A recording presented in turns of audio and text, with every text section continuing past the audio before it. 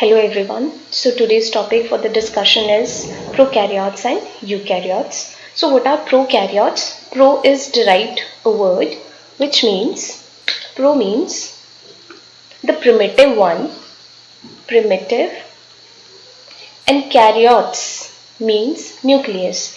It means ऐसे organisms जिनका nucleus जो है वो प्रिमिटिव टाइप का है, पुराने ज़माने का है. इसका मतलब है उनका अगर कोई न्यूक्लियस है इस तरीके का तो वो किसी भी मेम्ब्रेन द्वारा जो होगा वो कवर्ड नहीं होगा, वो नेकेड पड़ा होगा किसी साइटोप्लाज्म में. उसे हम कहते हैं primitive nucleus.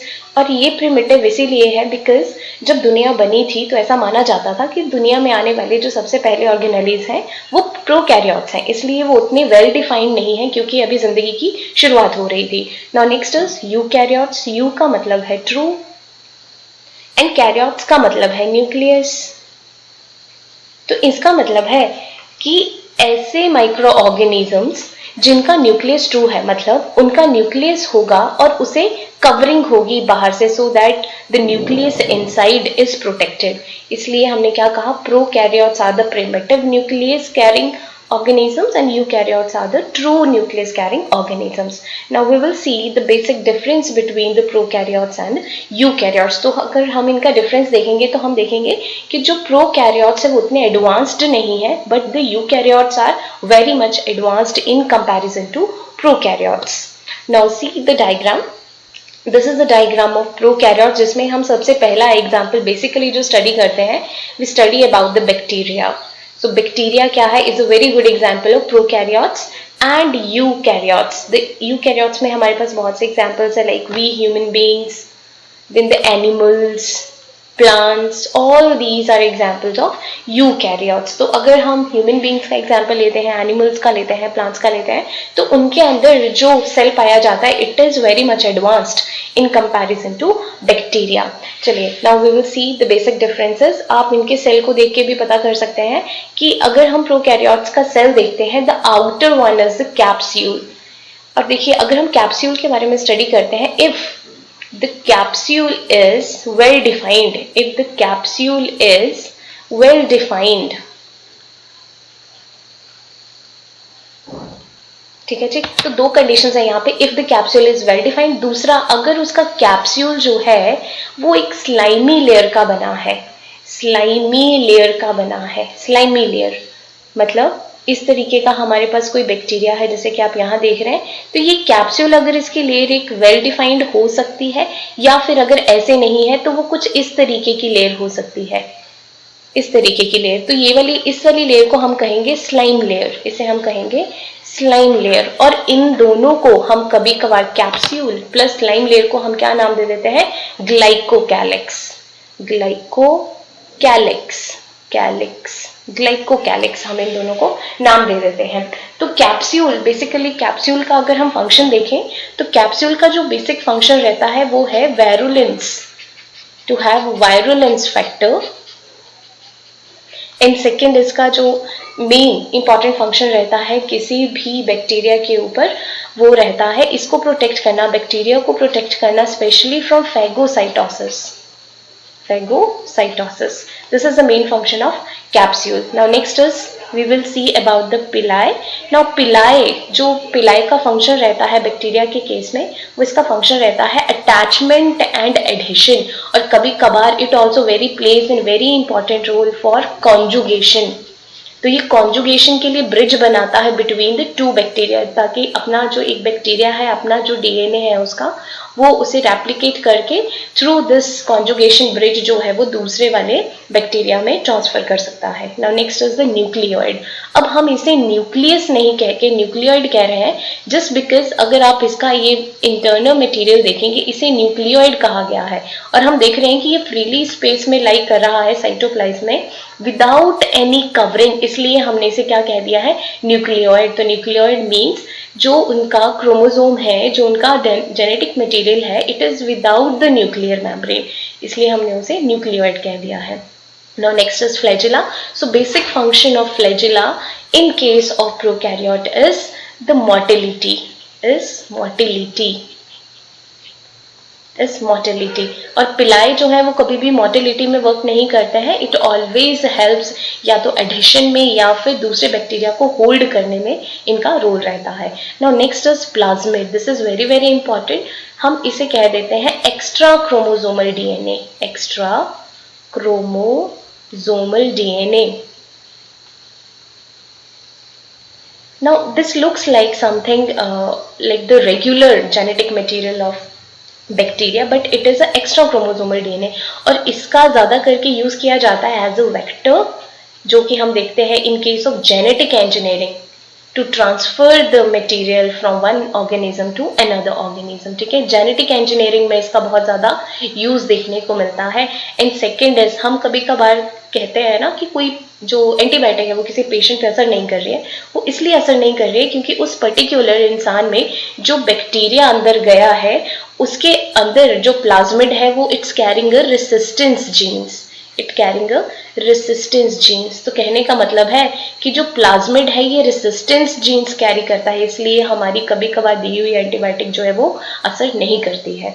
Now next is ribosomes. अब ये राइबोसोम्स है वो आप कॉमनली देखेंगे इन case of prokaryotes and eukaryotes, तो दोनों में ही राइबोसोम्स पाए जाते हैं, because ribosomes helps in the protein synthesis, और अपनी जीन्स को एक्सप्रेस करने के लिए बैक्टीरिया को और हमारे जो यूकैरियोटिक मतलब प्रोकैरियोट्स और यूकैरियोट दोनों ही सेल को राइबोसोम्स की जरूरत पड़ती है, इसलिए ये दोनों में पाए जाते हैं। Now next is cell membrane और प्लाज्मा मेम्ब्रेन, ये भी दोनों में पाई जाएगी because it provide the definite shape to the cell. Now next is cytoplasm. Cytoplasm is also common between eukaryotes and prokaryotes, but the basic difference cytoplasm में भी यहाँ पे एक और चीज है कि जो साइटोप्लाज्म रहता है प्रोकैरियोट्स का, उसमें किसी तरीके की साइटोप्लाज्मिक स्ट्रीमिंग नहीं होती, साइटोप्लाज्मिक स्ट्रीमिंग नहीं होती in case of prokaryotes, no. ठीक है, इन केस ऑफ प्रोकैरियोट्स, तो प्रोकैरियोट्स के केस में साइटोप्लाज्मिक स्ट्रीमिंग नहीं होती। साइटोप्लाज्मिक स्ट्रीमिंग का मतलब है कि अंदर का ये जो साइटोप्लाज्म है ये किसका बना होता है, ऑर्गेनिक इनऑर्गेनिक मैटर का बना होता है, तो इसमें किसी तरीके की कोई मूवमेंट नहीं रहती है। तो देखिए इसकी मूवमेंट कहाँ जरूरी है कि अगर अंदर सेल ऑर्गेनेलीज होते तो इस साइटोप्लाज्म को मूव करवाने की जरूरत पड़ती, लेकिन ये इसलिए प्रोकैरियोट्स में मूविंग नहीं है क्योंकि अंदर किसी तरीके का कोई सेल ऑर्गेनेली नहीं है, तो उसमें न्यूट्रिशन देने के लिए या उनकी जगह को साइट को चेंज करने का कोई इसमें मतलब नहीं बनता है। लेकिन इस केस में, इन केस ऑफ यूकैरियोट्स में साइटोप्लाज्मिक स्ट्रीमिंग रहती है क्योंकि इसके अंदर सेल ऑर्गेनेलीज होते हैं, तो इनको जब न्यूट्रिशन चाहिए होता है, फॉर एग्जाम्पल इस जगह पे अगर कोई ऑर्गेनिक मैटर है और उसे हमें सारे सेल ऑर्गेनेलीज में पहुंचाना है, तो ये जो अंदर का साइटोप्लाज्म है ये मूव करता रहता है ताकि इन सारी सेल ऑर्गेनेलीज को क्या हो, न्यूट्रिशन जो है वो मिल जाए। सेकेंड इज, अगर हम प्लास्टिड्स का केस देखते हैं तो प्लास्टिड्स हमें पता है in case of plant cells cytoplasm पाई जाती है, तो कभी कभार according to the weather conditions, according to the light condition, जो प्लास्टिड्स है वो अपनी लोकेशन बदल लेते हैं, जस्ट बिकॉज किसकी वजह से, साइटोप्लाज्म जो होता है वो उसकी लोकेशन को बदलने में उसकी मदद करता है। Now next is the cell wall. अब ये जो सेल वॉल है it is found in prokaryotes and in some eukaryotes like plants के केस में आपको सेल वॉल देखने को मिलती है, फंजाई के केस में आपको सेल वॉल देखने को मिलती है, लेकिन एनिमल सेल के केस में आपको सेल वॉल नहीं देखने को मिलती है। This is very very important factor. Now next is smooth endoplasmic reticulum. देखिए अगर हम जब सेल ऑर्गेनेलीज के बारे में स्टडी करेंगे तो one by one we will study about everyone. Now next is mitochondria, जिसे हम power house of the cell भी कहते हैं। स्मूथ एंडोप्लाज्मिक रेटिकुलम के बारे में यहाँ पे लिपिड सिंथेसिस यहाँ पे की जाती है। Next is the centrioles and other is centrosome, they play a very important role in cell division. Now next is the Golgi apparatus जिसका काम है पैकेजिंग करना। Then is the nucleolus which is rich in RNA.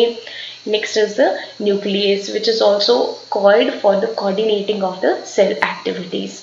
And this is rough endoplasmic reticulum which helps in the protein synthesis. Now next is We will see the basic differences. जिस पीछे हमने कर लिए हैं और यहाँ पे हम थोड़ा थ्योरी से कर लेते हैं. So this is the eukaryotes and this is the prokaryotes. Now definition. Now any cell that contains a clearly defined nucleus and membrane bound organelles. जैसे कि हमने पीछे कहा है कि eukaryotes में clearly defined nucleus होता है क्योंकि इसका जो nucleus है, अगर इस तरीके का इसका nucleus है तो इसको bound किया होगा बाहर से nuclear membrane ने. लेकिन prokaryotes के केस में जो nucleus है वो ओपन होता है without any kind of membrane. Now next is, और देखिए बेसिकली एक और डिफरेंस आता है यूकैरियोटिक और प्रोकैरियोटिक सेल में. यहाँ पे मैं लिख देती हूँ about the structure of nucleus. About the structure of nucleus structure की हम बात कर लेते हैं, या कभी कभार पूछ लेते हैं कि इसका डीएनए किस तरीके का है. How the DNA is arranged in prokaryotes and in eukaryotes. तो अगर हम प्रोकैरियोट्स का देखते हैं कि तो इसका डीएनए कुछ इस तरीके का आपको अरेंज मिलता है. It is double standard but it is arranged like this. तो इसे हम कहते हैं circular DNA. Circular DNA. And in case of eukaryotes हम कहते हैं it is a linear DNA. Linear DNA. Now what is linear DNA? कुछ इस तरीके का आपको यूकैरियोट्स में डीएनए देखने को मिलता है. इसका मतलब it has free ends. It has free ends. लेकिन अगर आप यूकैरियोट्स प्रोकैरियोट्स में देखें तो इसमें किसी तरीके का कोई आपको फ्री एंड नहीं मिल रहा है, इसलिए it is called circular DNA, क्योंकि सर्कल का कोई एंड नहीं होता है. और हमने यूकैरियोट्स के डीएनए को कह दिया it is a kind of linear DNA because it has a free ends and it is helically structure, helically arranged structure. Now next examples दिए हैं यहाँ पे कि यूकैरियोटिक सेल आपको कहाँ देखने को मिलता है. प्रोटिस्ट में देखने को मिलता है, एनिमल्स में, प्लांट्स में एंड फंजाई में. लेकिन प्रोकैरियोट्स का जो सेल है आपको कहाँ देखने को मिलेगा? बैक्टीरिया एंड आर्कियाज में. Now next is nucleus. Nucleus is present, membrane bound होता है, ये हम जानते हैं इन केस ऑफ यूकैरियोट्स. लेकिन इट इज एब्सेंट, और इसको हमने क्या कह दिया है? न्यूक्लियोइड रीजन कह दिया है because it is without any kind of cell membrane. Now cell size देख लेते हैं. तो लार्जर जो यूकैरियोटिक सेल है वो ज़्यादा एडवांस्ड है, सेल ऑर्गेनेली ज़्यादा है, इसलिए इसका सेल कैसा है? लार्ज सेल है. It is between 10 to 100 micrometers in size and though it is large. अगर हम प्रोकैरियोट्स का देखते हैं it is small, that is less than micrometer, मतलब 1 से लेके 5 माइक्रोमीटर तक इसका साइज हो सकता है.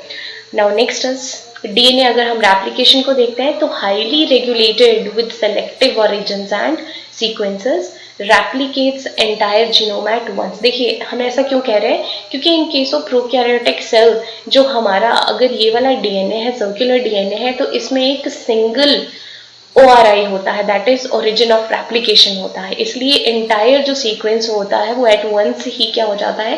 रेप्लिकेट हो जाता है. और ये उतना ज़्यादा कॉम्प्लेक्स भी नहीं है. लेकिन हम यूकैरियोट्स जो है वो कॉम्प्लेक्स मटेरियल है, दैट इज लीनियरली अरेंज्ड है, और हमारे पास वेरियस रीजन्स होते हैं, वेरियस ORI रीजन्स होते हैं. What is ORI region? That is origin of replication regions होते हैं. इसलिए हमारा जो डीएनए होता है वो जगह जगह से रेप्लिकेट करना स्टार्ट कर देता है, और जो उसका मटेरियल है, जो उसका रेप्लिकेशन है, वो एक कॉम्प्लेक्स प्रोसेस बन जाती है. Now next is organism time. Usually we are multicellular. जो यूकैरियोट्स होते हैं एडवांस्ड फॉर्म है तो दे आर मल्टी सेलुलर, और प्रोकैरियोट सेल की हम बात करें तो दे आर यूनिसेलुलर. अगर हम क्रोमोसोम्स की बात करें तो more than 1 chromosome, as we know we humans have how many chromosomes? 46 chromosome we have, and 1 long single loop of DNA and plasmid. लेकिन अगर हम प्रोकैरियोट्स की बात करें तो इसमें इट है मेनली एक ही तरह का इसमें क्रोमोसोम होता है, 1 क्रोमोसोम होता है, but there are some varieties also which can have more than 1 chromosome. और इसमें देखिए हमने पहले भी पता किया था कि इसमें प्लास्टिड्स रहते हैं जो रेसिस्टेंस जीन को कैरी करते हैं and also work as vectors. लेकिन आपको प्लाज्मिड्स जो है वो यूकैरियोट्स में देखने को नहीं मिलते हैं. Now next is ribosomes. So ribosomes are larger in size in case of eukaryotes but it is smaller in size and prokaryotes. अगर हम राइबोसोम्स की बात करते हैं तो यूकैरियोट्स में जो हमें राइबोसोम्स देखने को मिलते हैं इट इज 80S, एंड जो राइबोसोम्स हमें प्रोकैरियोट्स में देखने को मिलते हैं it is 70S types, which is further divided into 60 and 40 years, and this is further divided into 50 and 30 years. Now next is growth and generation time.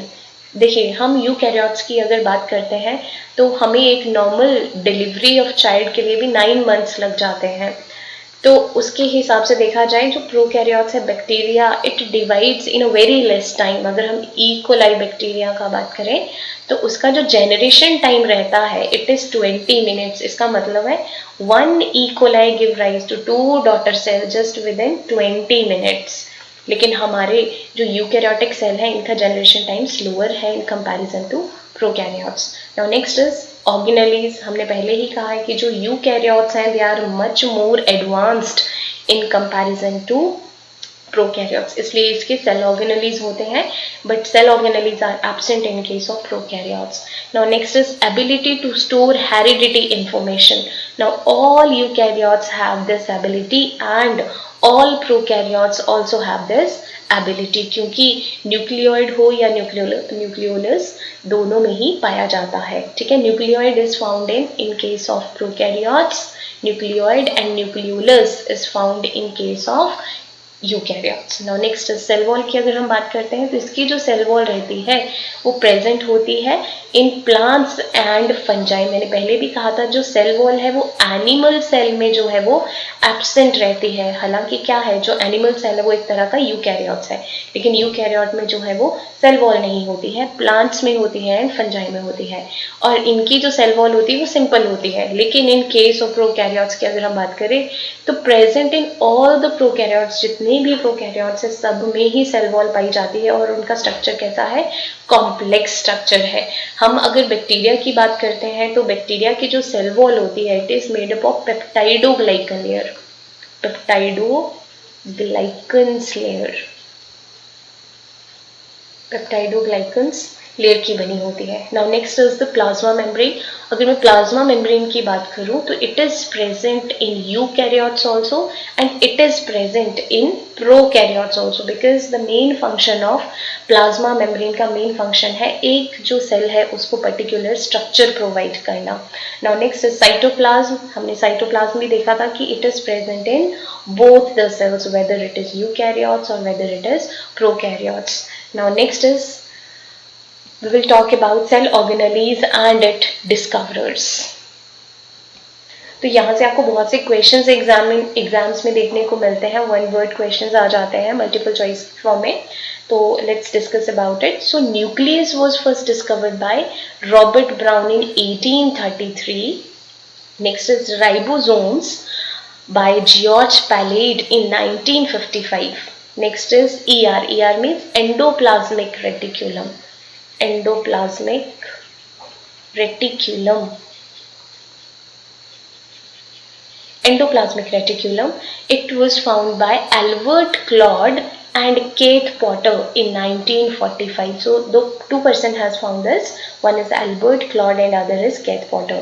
Now next is Plastid's term was coined by Ernest Haeckel in 1866. So this was the terminology which was found by Ernest Haeckel in 1866. Now next is nucleolus. Now what is nucleolus? Basically a small structure inside the nucleus.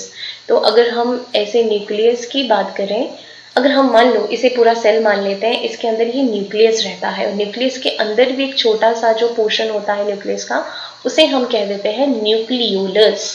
Nucleolus which mainly consists of RNA.